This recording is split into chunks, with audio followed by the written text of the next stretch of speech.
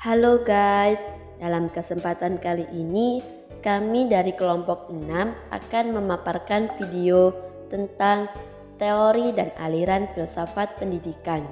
Semoga bermanfaat. Teori filsafat pendidikan.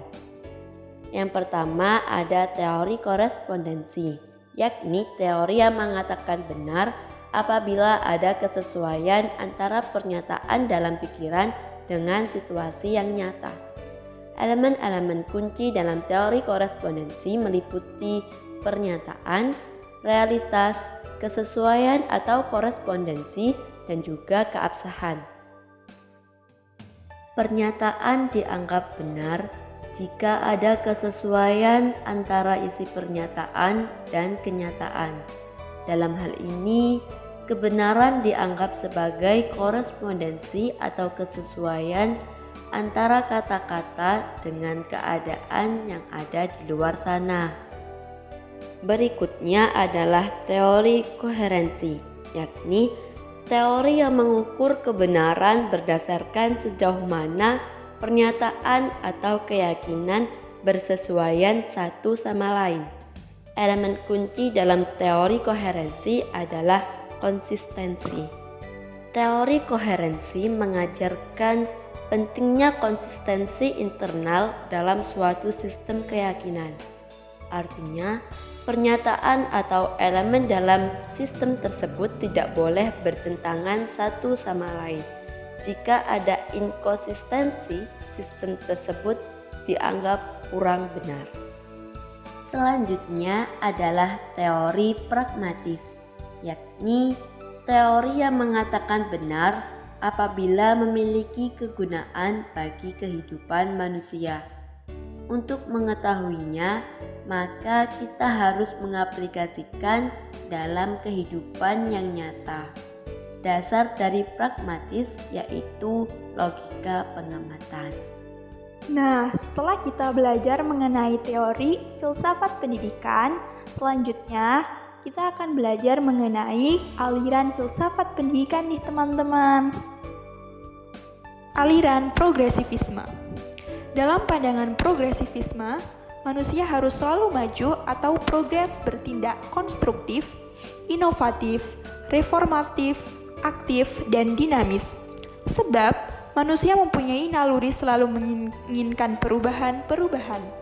Para progresif berkeyakinan bahwa manusia secara alamiah memiliki kemampuan-kemampuan yang wajar dan dapat menghadapi atau mengatasi berbagai problem kehidupan menuju suatu perkembangan yang lebih baik dan mengarah pada suatu yang progres. Progresivisme memandang bahwa pendidikan tidak lain adalah proses perkembangan, sehingga seorang pendidik mesti selalu siap untuk senantiasa memodifikasi berbagai metode dan strategi dalam mengupayakan ilmu-ilmu pengetahuan terbaru. Progresivisme menghendaki kurikulum yang bersifat luas dan terbuka. Kurikulum yang dapat dirubah dan dibentuk, dikembangkan sesuai dengan perkembangan zaman dan iptek. Progresivisme menjelaskan bahwa dalam proses pendidikan terdapat dua segi yang perlu untuk diperhatikan, yaitu segi psikologis dan segi sosiologis. Progresivisme percaya akan kemampuan seseorang manusia sebagai subjek atau peserta didik yang memiliki potensi alamiah, terutama kekuatan-kekuatan self-regeneratif, mampu untuk menghadapi dan mengatasi problematika dalam hidupnya. Aliran behaviorisme. Behaviorisme berpendapat bahwa semua perilaku dapat dijelaskan oleh sebab-sebab lingkungan, bukan oleh kekuatan internal. Behaviorisme berfokus pada perilaku yang dapat diamati.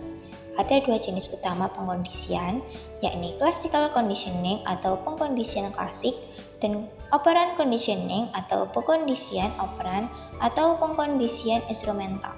Behaviorisme memandang bahwa belajar merupakan perubahan perilaku manusia yang disebabkan karena pengaruh lingkungan.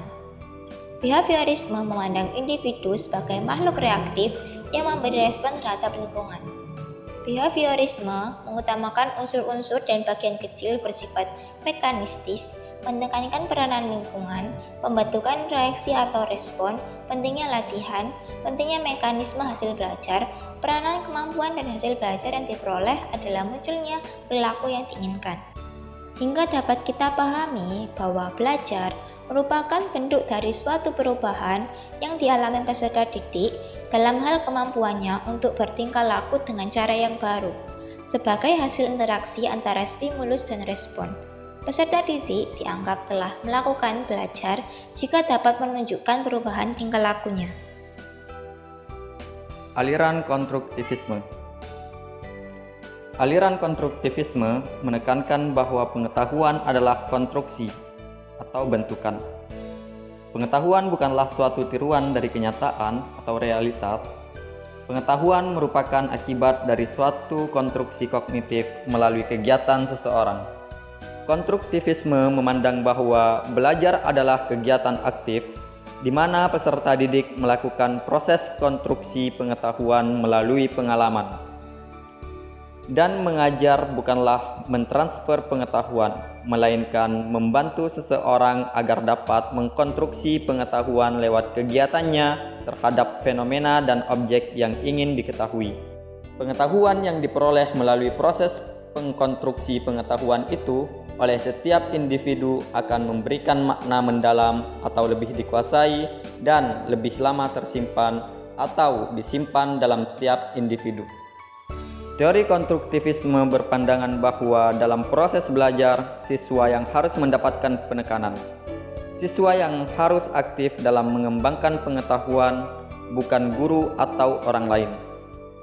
Kreativitas dan keaktifan siswa membantu siswa menjadi orang yang kritis menganalisis suatu hal karena siswa berpikir dan bukan meniru saja. Selanjutnya adalah aliran humanisme. Aliran humanisme dalam pendidikan mengacu pada pendekatan filosofis yang menempatkan manusia sebagai pusat perhatian dan menekankan pada pengembangan potensi individu secara menyeluruh. Aliran ini berfokus pada aspek-aspek moral, sosial, emosional, dan intelektual peserta didik dengan tujuan membangun manusia yang berdaya, sadar, dan berakhlak baik.